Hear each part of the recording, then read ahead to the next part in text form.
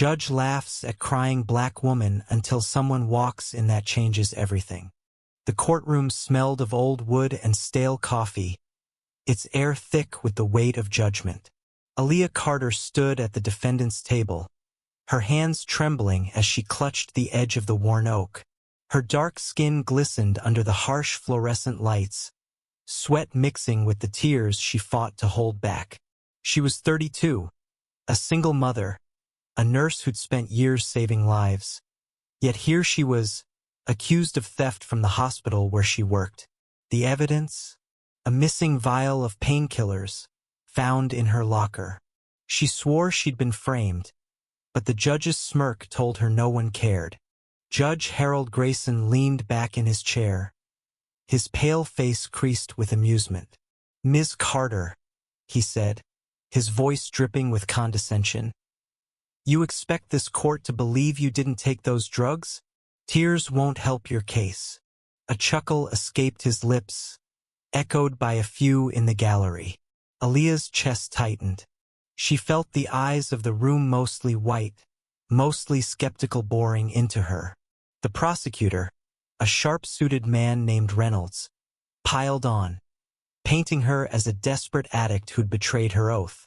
Her public defender, a nervous young lawyer named Tim, fumbled through objections, clearly outmatched. Aaliyah's mind raced.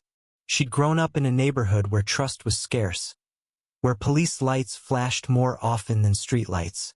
She'd clawed her way out, earning her nursing degree while raising her son, Jamal. But now, standing here, she felt like she was back in that neighborhood, cornered, voiceless. The accusation wasn't just about a Violet, was about who she was. A black woman, presumed guilty before she even spoke. Her tears weren't weakness.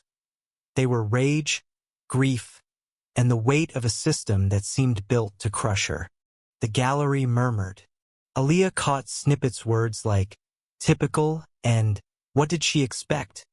Her heart sank as she glanced at Jamal, sitting in the back row, his 12-year-old eyes wide with fear. She'd told him to stay home, but he'd insisted on coming. "I believe you, Mom," he'd whispered that morning. Now, his small frame seemed to shrink under the courtroom's scrutiny. Grayson banged his gavel, silencing the room. "Enough of this performance," he said, his smirk widening. "Let's move to sentencing." Aaliyah's knees buckled. Sentencing? She hadn't even testified yet. Tim stammered, trying to object, but Grayson waved him off. "I've heard enough. The evidence is clear." Aaliyah's voice broke through, raw and unshaken. "I didn't do this. Someone planted those drugs. I've saved lives in that hospital. Ask my patients. Ask my coworkers." Her words echoed, but Grayson's eyes rolled. The gallery's murmurs grew louder, a mix of pity and disdain. Aaliyah felt the walls closing in, the world narrowing to the judge's mocking gaze. Then, the courtroom door creaked open. Heads turned as a woman stepped inside. She was older, maybe 60, with silver hair pulled into a neat bun and a navy blazer that screamed authority. Dr. Evelyn Monroe, the hospital's chief of staff, carried a folder thick with papers. Her presence shifted the air, like a storm rolling in. Aaliyah's breath caught. She knew Dr. Monroe, but they'd rarely spoken. Why was she here? Grayson's smirk faltered. "Dr. Monroe," he said, his tone suddenly cautious. "This is unexpected. What's the meaning of this?" Evelyn strode to the front, her heels clicking against the floor. "Your Honor, I have evidence that demands this court's attention." She opened the folder, pulling out a stack of documents and a USB drive. "Aaliyah Carter is innocent. The real culprit confessed this morning." The gallery gasped. Aaliyah's heart pounded as Evelyn continued. "Mark Daniels, a pharmacist at our hospital, admitted to planting the drugs in Aaliyah's locker. He's been skimming medications for months, selling them on the side. We have his signed confession, security footage, and transaction records. She handed the USB to the bailiff. "It's all here." Grayson's face reddened. "Why wasn't this brought forward sooner?" he demanded. Evelyn's eyes narrowed. "Because Mark is well connected.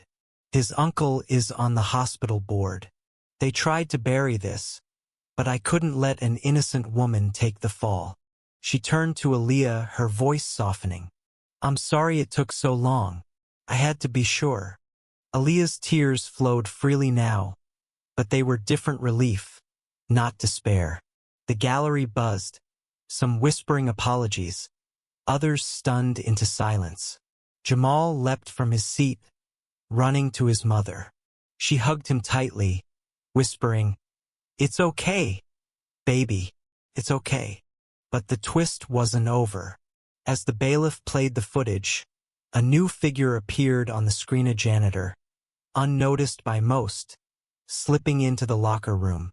It was Mrs. Clara, a quiet woman who'd worked at the hospital for decades.